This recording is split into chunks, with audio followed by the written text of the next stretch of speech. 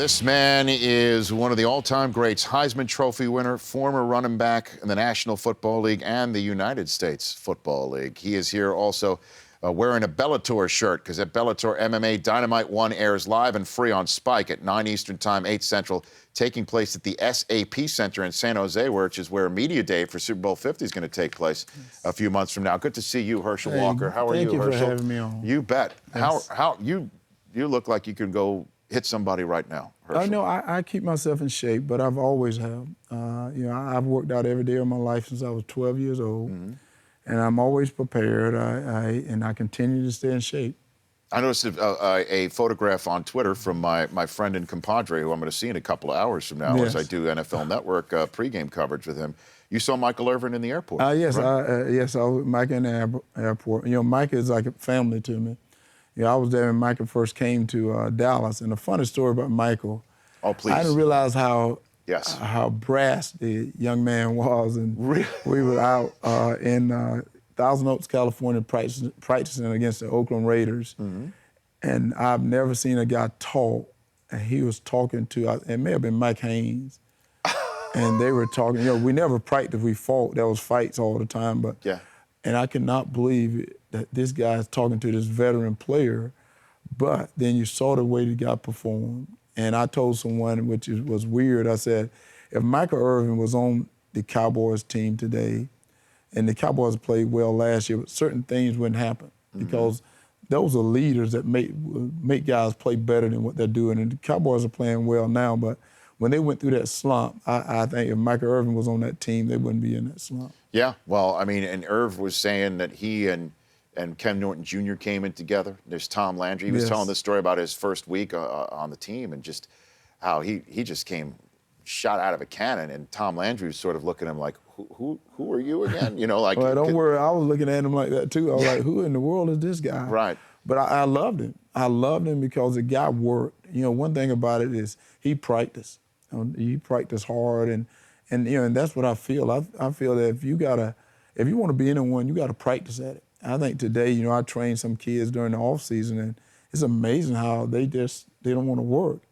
And I'm like, guys, you're not going to make it unless you get out there. You have to work over and over and over, repetition. It just doesn't happen. And Michael Irvin worked. And I'm pleased to have you on the show here, Herschel. Obviously, for many reasons, you're also here in a week where DeMarco Murray is going to take on the Dallas Cowboys. And if anybody knows about once being on the Cowboys and then no longer being on the Cowboys and taking on the Cowboys, who better than you? What do you think DeMarco Murray is thinking about right now? Because there's such a big rivalry between the Eagles and the Cowboys. I tell you, the Eagles do not like the Cowboys, and I think it's vice versa. And, DeMarcos is really trying not to get into the hype, but you can't help it. You can't help it because you cannot tell me that he don't feel a little anger because the guy performed so well with the Cowboys. And to be honest with you, Dez Bryant, he's a great player, but when you talk about the Cowboys last year, you talk about the running game.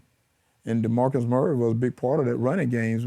But then I was shocked the first game of the season, he was not even used that much. I don't understand it either, Herschel. Well, but a lot of running backs wasn't used, though. Well, Adrian Peterson as well. And people would say, oh, Minnesota, Adrian, what's the matter with him? I'm like, God, they didn't use him. So, I think the passing game, there's no doubt the passing game is important. But I think if you want to win football games, you better go to running the ball a little bit. And with Adrian Peterson or DeMarco Murray, Philadelphia, that offense they have is an incredible offense if you can get it down. And I think they got it down. You saw the way they were moving the ball when they finally got themselves together. But sometimes you don't want to score so quickly. You want to try to hold the ball and not just score so quickly. And now, Herschel, you are right on of what the argument, if you will, about the Chip Kelly offense is in the NFL. And I said it earlier on this week, too, when it was 3rd and short, 4th and short, or 2nd and short and 3rd and short at the end of the game. They eventually tried the game-winning field goal, and they go-ahead field goal and didn't get it. And Ryan Matthews was the one they handed the ball because they were going hurry up, and they either didn't want to substitute or couldn't substitute because they're going such a pace. Right. But DeMarco Murray, who you were giving all that money to, is standing on the sidelines with his 1,800 yards from last year, watching Ryan Matthews not get the first down.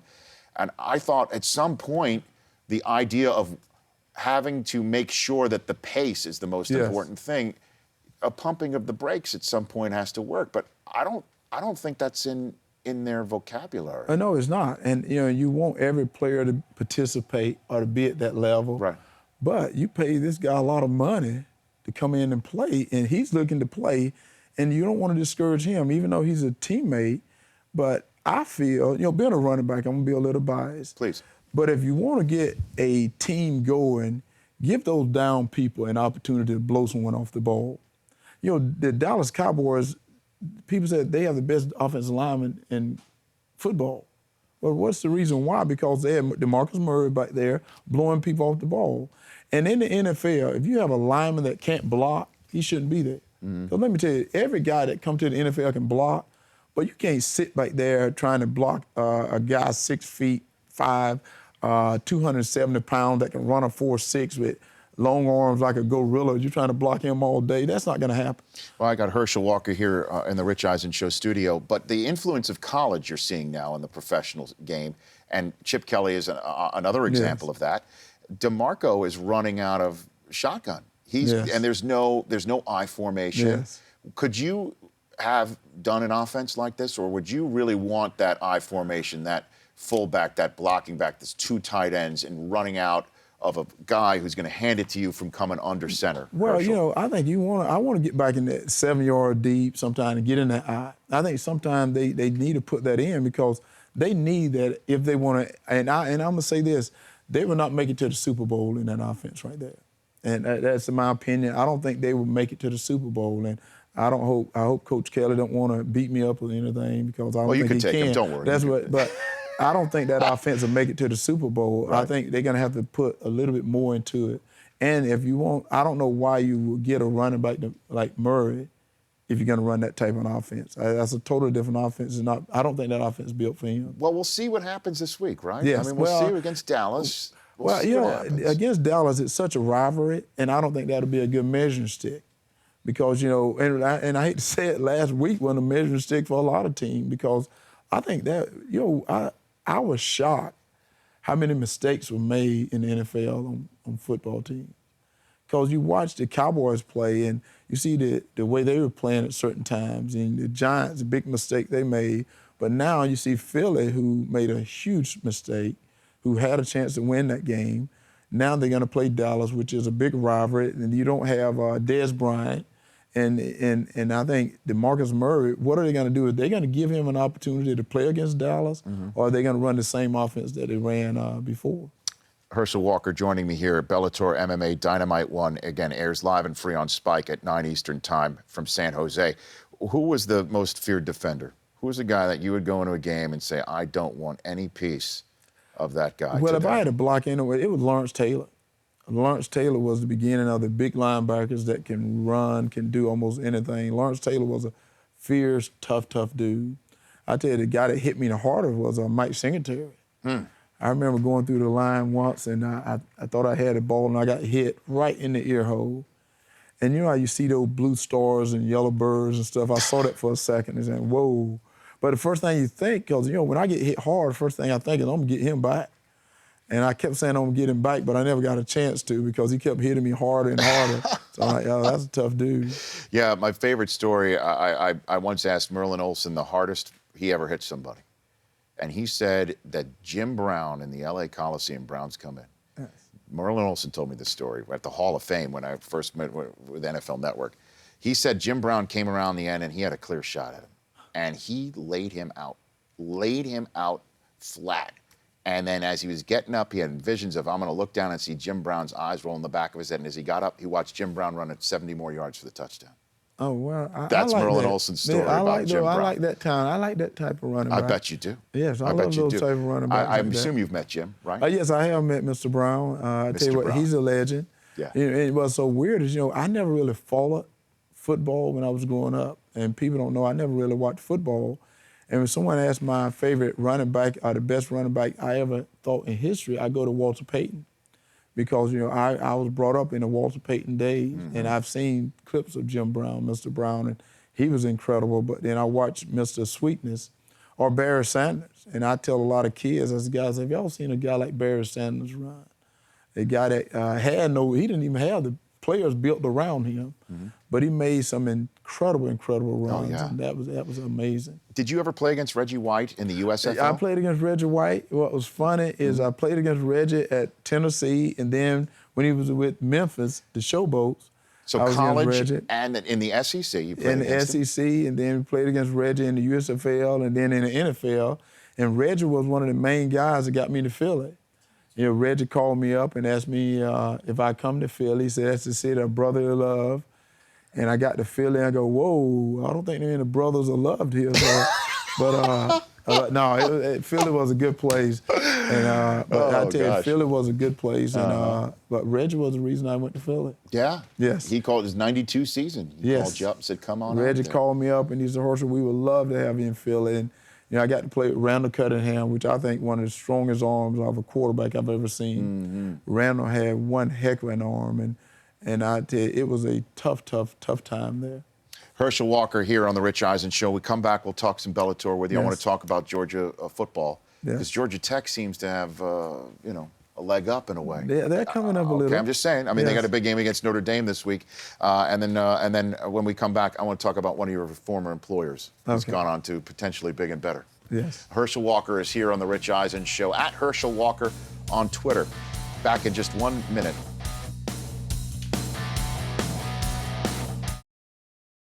What would you want your Secret Service code name to be? Mr. Trump? Humble.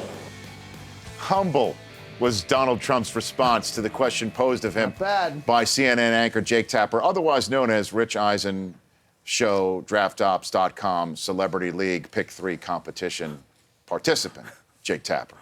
I'm here with Herschel Walker here on the Rich Eisen Show.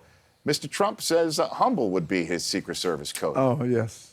What do you think about that answer, Herschel? Interesting, and I think he just said it because Jeb Bush said that he wanted to be the Energizer or something. Yeah. So I think Donald was just trying to be funny because Donald is, I'm not sure whether you can say he's humble, but I can say that he is a good man. A lot of people have heard a lot of crazy stories about him, but the Donald Trump that I know, and I've known him for a long time, and I talked to him a week ago, and little Ivanka and little Donald, I used to take them out. So the Donald Trump I know is a man that's going to try to do what he says. And, he's done everything he told me he was going to do for me and for my family, so I trust in him. What was he like? Not saying that I'm going to vote for him No, I now, hear you. but I do trust him. But what was he like as a football owner? He was a guy that was trying to learn the game. And that's one thing I respect about him is he didn't get involved in trying to tell the coaches what to do. But he did try to learn the game by asking questions so he can learn it. And I tell a funny story about Donald. We trained in Orlando, Florida. And I remember we had a day off, and Donald happened to be in town, and I was going to Disney World with my family. And Donald said, hey, let me go to Disney World with you guys. Really? And I went, what? And I laughed too. I said, are you serious? Yeah. Donald Trump, we got in the car and we went to Disney World, and that was the type of relationship that we had, and we still got. And like I said, he called me not long ago, and I told him, I said, I'm happy to see what he's doing because we need something different today. This world is hurting. I think it's hurting so bad, and we need something different. We don't need the same old, same old. So what rides did you go? Because I would pay to see Trump on Mr. Toad's Wild Ride. Well, so see that hair in the Matterhorn or something like that. I think we went through It's a Small World. I think we did do not. it. I think we, and I got to remember because the Small World was a ride that I always take a nap on because it goes kind of slow, so you don't have to get all that jerking. But I think we may have went on It's a Small World. You, Herschel Walker, went on It's a Small World I'm on It's a Small with World. Donald Trump. We may have went on It's a Small World because that's when I can take a nap, and that was a good thing for me. Oh, my gosh. I'm like a giraffe. I sleep about 3 minutes, and then I'm okay. You don't need that much sleep, No, then? I don't need that much sleep. My gosh. Herschel Walker here in the studio, Rich Eisen. What do you think of the Georgia football program right now? Georgia got a good program. You know, they got a lot of great running backs. You know, they got a good program. You know, we're juggling with quarterbacks, which is a tough thing because you don't want to go through training camp and then all of a sudden now you start juggling your quarterbacks. That's the wrong time to do that. But I tell you, we have one heck of a running game. You know, Chubbs, Marshall, Michelle, they're a good running game. And I think Georgia got potential of winning the East. And I think Alabama and Texas A&M can win the West, and Georgia can meet up with them in the SEC championship game. So, you know, I mean, I have come on the show this week, Herschel, and said the SEC is not the best conference in college football anymore. I have a debate with you on that one. Well, because you've got the glass egg resides in the Big Ten. Yes. And you got another Big Ten team that's 5th overall in Michigan State. You've got 2 teams in this town in which we're currently sitting, 6 and 10 in USC and UCLA. Well, I mean, and I know that, you know, Alabama's sitting up there. Right. I get it. But, I mean, this year right now, as we are sitting here right now, not living in the past, right. The SEC, not the best conference in college well, football. And the reason I was going to debate with you about that is this is the beginning of the season, and you have people that are sitting out there writing that this team is number 1, this team is number 2, this team is number 3. And I'm not going to tell you anything for anyone, but I said if those teams decide to come play in the SEC day in, week out, they may not be sitting at that number 6, that number this. And then I said at the end of the season, the SEC always end up with a bunch of teams in your top 15. And I think that proves that the SEC has got, and I shouldn't say that because I give motivation speeches to a lot of teams all over the country, not just to the SEC. And I always tell athletes, do not let the SEC fool you. They're no better than you are, and it is totally the truth. They're no better than you are. But I think when it comes down to the majority of the top teams in the top 25, you're going to see SEC teams. Well, I mean, just look, you guys are number 7. Alabama's number 2. I just always think that, well, there's 2 teams in the SEC in the top 10. The SEC is the best. Start. But there's also 2 teams in other conferences. Well, you're talking about at the start. Okay, now we're talking about at the end, where will they end up. And Georgia Tech is no slouch as well. Georgia Tech is no slouch. And you look at Georgia Tech offense. Georgia Tech has an unusual offense as well. And I think that's what is so great. And that's what I told someone. When you have a rivalry, you know, Georgia and Georgia Tech is only about 60 miles apart. And, you know, for a long time, the Georgia boys thought they were so much better than the Tech boys. And let me tell you, Tech comes over to Georgia or plays at home, and, you know, they will hit you. They come ready to play. I want to talk about one of the SEC's finest that's playing tonight on Thursday Night Football, and that is part of today's numbers game presented by Gutsy Products here on The Rich Eisen Show. 1, 2, 3, hit me. These guys, if they can pull into numbers, they can do whatever they want to do. This is the numbers game. Brought to you by Gutsy Products. If you root for one of the teams on the verge of going 0-2 this NFL weekend, you may want to stock up on all the natural Gutsy Chewy to combat issues associated with digestive distress created by our good friend Dr. Doug Hagigi. To order, call 1-855-4GO-GUTSY or go to GutsyProducts.com. That's call 1-855-4GO-GUTSY or go to GutsyProducts.com. Chris Brockman? Yeah, today's number is 134. That's the number of yards passing that Peyton Manning needs tonight, become the 2nd player in NFL history with 70,000 career passing yards. Of course, the other is Brett Favre, whom Peyton is chasing with the career mark of 71,838. 70,000 yards. He's going to hit that tonight, most likely, Herschel. Oh, you know, he will. I tell you, he's an incredible player. You know, one thing that's great about him, he's a great leader. And I think that calls for a lot, because if you're a great leader, you're going to get a lot done. And I think Peyton Manning is an incredible leader. So what do you think about his chances of riding off into the sunset a la Strahan, Elway, Bettis, Ray Lewis, hoisting Lombardi? Sometimes it's tough to give it up, but I think whenever it's time for him to give it up, he's going to give it up with a lot of class, because the guy is still at the top of his game, and he still can throw the ball, and he's on a good team. And, you know, last week everybody goes, you know, he had a tough time. Let me tell you what. This is the first game, and they won the football game. They did. Which is what you're supposed to do. Yeah.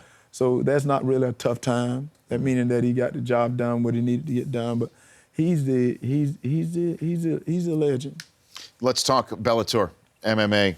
Dynamite One airs live and free on Spike at 9 Eastern, 8 Central. Takes place at the SAP Center in San Jose, California. So tell me about this event. Well, this is going to be an incredible event, Bellator, because Scott Coker is coming back to San Jose, and that's where he started sort of like MMA. And not only is he coming back to San Jose, the leader of Bellator, but he's also bringing in Glory, which is like kickboxing. This is like the first time ever, I think, that they're going to have a cage right next to a kickboxing, like a Glory kickboxing as well. And, Gilbert Menendez, whose wife is going to do her debut of kickboxing, is going to be there. She's going to do her kickboxing, and then she's going to the MMA world.